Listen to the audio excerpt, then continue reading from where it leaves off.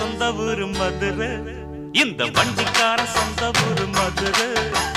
சண்டித்தனம் செய்யலாம குதிரை சாட்டையுடன் நிக்கிறப்போ எதிர சிந்திக்குது அச்சப்பட்டு குதிரை. பொன்ன போலதான் பூவ போலதான் கட்டி காப்பவன் நான் தான் நான் தான்.